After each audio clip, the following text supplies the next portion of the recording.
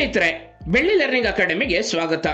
ಪ್ರಪಂಚದಲ್ಲೇ ಅತಿ ಹೆಚ್ಚು ಮಳೆಯನ್ನು ಪಡೆಯುವ ಪ್ರದೇಶವೆಂದರೆ ಅದು ನಮ್ಮ ಭಾರತದ ಮೌಸಿನ್ ರಾಮ್. ಮೇಘಾಲಯ ರಾಜ್ಯದಲ್ಲಿ ಕಂಡುಬರುವ ಮೌಸಿನ್ ರಾಮ್ ಭೂಮಿಯ ಮೇಲಿನ ಅತಿ ಆರ್ದ್ರವಾದಂತಹ ಸ್ಥಳವಾಗಿದೆ. ಅಂದರೆ ಭೂಮಿಯ ಮೇಲಿನ ಅತಿ ತೇವಾಂಶದ ಪ್ರದೇಶವೆಂದು ಮೌಸಿನ್ ರಾಮ್ ಗುರುತಿಸಲ್ಪಟ್ಟಿದೆ. ಗಿನ್ನಿಸ್ ಬುಕ್ ಆಫ್ ವರ್ಲ್ಡ್ ರೆಕಾರ್ಡ್ಸ್ನ ಪ್ರಕಾರ ಮೌಸಿನ್ ರಾಮ್ 1985ರಲ್ಲಿ 26,000 ಮಿಲಿಮೀಟರ್ ಪಡೆದದ್ದು ದಾಖಲೆಯಾಗಿದೆ. ಜೂನ್ 17, 2022ರಂದು ಮೌಸಿನ್ ರಾಮ್ ಕೇವಲ 24 ಗಂಟೆಗಳಲ್ಲಿ, ಅಂದರೆ ಕೇವಲ ಒಂದೇ ದಿನದಲ್ಲಿ 3.6 ಮಿಲಿಮೀಟರ್ ಮಳೆ ಪಡೆದಿದ್ದು ಸಾರ್ವಕಾಲಿಕ ದಾಖಲೆಯಾಗಿದೆ. ಅದೇ ರೀತಿ ಪ್ರಪಂಚದಲ್ಲೇ ಅತಿ ಕಡಿಮೆ ಮಳೆ ದಾಖಲಾಗಿರುವ ಪ್ರದೇಶವೆಂದರೆ ಅದು ಚಿಲಿ ದೇಶದ ಅಟಕಾಮ ಮರುಭೂಮಿ. ಇಲ್ಲಿ ಬೀಳುವ ವಾರ್ಷಿಕ ಮಳೆಯ ಪ್ರಮಾಣ ಕೇವಲ 0.08 ಸೆಂಟಿಮೀಟರ್. ಇನ್ನು ಈ ಅಟಕಾಮ ಮರುಭೂಮಿ ಪ್ರಪಂಚದ ಅತಿ ಒಣ ಪ್ರದೇಶವೆಂದೇ ಹೆಸರಾಗಿದೆ. ಸ್ನೇಹಿತರೆ, ಈ ಭೂಮಿಯ ಮೇಲೆ ಎಂದೆಂದಿಗೂ ಮಳೆಯನ್ನೇ ಪಡೆಯದ ಏಕೈಕ ಸ್ಥಳ ಹೊಂದಿದೆ. ನಮ್ಮಲ್ಲಿ ಬಹುತೇಕರಿಗೆ ಆ ನತದೃಷ್ಟ ಸ್ಥಳದ ಬಗ್ಗೆ ತಿಳಿದೇ ಇಲ್ಲ. ಹಾಗಾದರೆ ಭೂಮಿಯ ಮೇಲೆ ಎಂದಿಗೂ ಮಳೆ ಬೀಳದ ಆ ಸ್ಥಳ ಯಾವುದು ಮತ್ತು ಅದಕ್ಕೆ ಕಾರಣಗಳೇನು ಎಂಬುದನ್ನು ಇಂದಿನ ಸಂಚಿಕೆಯಲ್ಲಿ ನೋಡೋಣ ಬನ್ನಿ. ಅದಕ್ಕೂ ಮೊದಲು ಇಂತಹ ಇನ್ನಷ್ಟು ವಿಷಯಗಳನ್ನು ತಿಳಿದುಕೊಳ್ಳುವುದಕ್ಕೆ ನೀವಿನ್ನೂ ನಮ್ಮ ಚಾನೆಲ್ಗೆ ಸಬ್ಸ್ಕ್ರೈಬ್ ಆಗದಿದ್ದರೆ ಈ ಕೂಡಲೇ ಸಬ್ಸ್ಕ್ರೈಬ್ ಆಗಿ, ಹೊಸ ವಿಷಯಗಳ ನೋಟಿಫಿಕೇಶನ್ಗಾಗಿ ಬೆಲ್ ಬಟನ್ ಕ್ಲಿಕ್ ಮಾಡಿ. ಭೂಮಿಯ ಮೇಲೆ ಮಳೆ ಬೀಳದ ಸ್ಥಳವೇ ಇಲ್ಲ. ಮಳೆ ಬಾರದಿದ್ದರೆ ಆ ಸ್ಥಳ ವಾಸಕ್ಕೆ ಯೋಗ್ಯವೇ ಅಲ್ಲ ಎಂಬುದು ನಮ್ಮೆಲ್ಲರ ಅಭಿಪ್ರಾಯ. ಆದರೆ ಇಲ್ಲಿಯವರೆಗೂ ಒಂದು ಹನಿ ಮಳೆ ಬೀಳದ ಪ್ರದೇಶಗಳು ಕೂಡ ಜಗತ್ತಿನಲ್ಲಿವೆ. ಆ ಸ್ಥಳದ ಪ್ರಾಕೃತಿಕ ಸೌಂದರ್ಯವನ್ನು ನೋಡುವುದಕ್ಕಾಗಿಯೇ ಪ್ರತಿ ವರ್ಷ ಸಾವಿರಾರು ಜನರು ಅಲ್ಲಿಗೆ ಹೋಗುತ್ತಾರೆ. ಆ ಸ್ಥಳ ಯಮನ್ ದೇಶದಲ್ಲಿದೆ.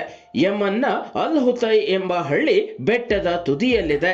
ಆ ಬೆಟ್ಟದ ತುದಿಯಿಂದ ಕೆಳಗೆ ನೋಡಿದರೆ ಅದ್ಭುತವಾದಂತಹ ದೃಶ್ಯ ನಮ್ಮ ಕಣ್ಮುಂದೆ ಬರುತ್ತದೆ. ಆ ಬೆಟ್ಟದ ಬಗ್ಗೆ ತಿಳಿದುಕೊಳ್ಳೋದಕ್ಕೂ ಮೊದಲು ನಾವು ಯಮನ್ ದೇಶದ ಬಗ್ಗೆ ಸ್ವಲ್ಪ ಮಾಹಿತಿಯನ್ನ ನೋಡಿಕೊಂಡು ಬರೋಣ.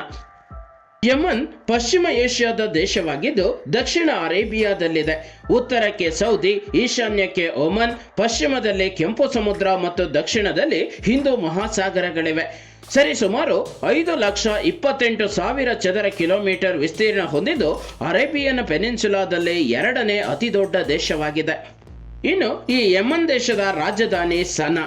ಯಮನ್ ದೇಶದಲ್ಲಿ 1996ರವರೆಗೂ ರಾಜಪ್ರಭುತ್ವ ಅಲ್ಲಿ ಅಸ್ತಿತ್ವದಲ್ಲಿತ್ತು. 1996ರಲ್ಲಿ ರಾಜಪ್ರಭುತ್ವವನ್ನು ಕಿತ್ತೊಗೆದು ಯಮನ್ ದೇಶವನ್ನ ಗಣರಾಜ್ಯವನ್ನಾಗಿ ರೂಪಿಸಲಾಯಿತು. ಇನ್ನು ಈ ಅಲ್ ಹುತೈ ಗ್ರಾಮ ಸಮುದ್ರ ಮಟ್ಟದಿಂದ ಸುಮಾರು 3,200 ಮೀಟರ್ ಎತ್ತರದಲ್ಲಿದೆ. ಈ ಗ್ರಾಮ ಇಷ್ಟು ಎತ್ತರದಲ್ಲಿರುವುದರಿಂದಲೇ ಸಾಮಾನ್ಯವಾಗಿ ಇಲ್ಲಿ ಮಳೆಯಾಗುವುದಿಲ್ಲ. ಮೋಡಗಳು ಸುಮಾರು 2,000 ಮೀಟರ್ಗಳಷ್ಟು ಎತ್ತರದಲ್ಲಿ ರೂಪುಗೊಳ್ಳುತ್ತವೆ.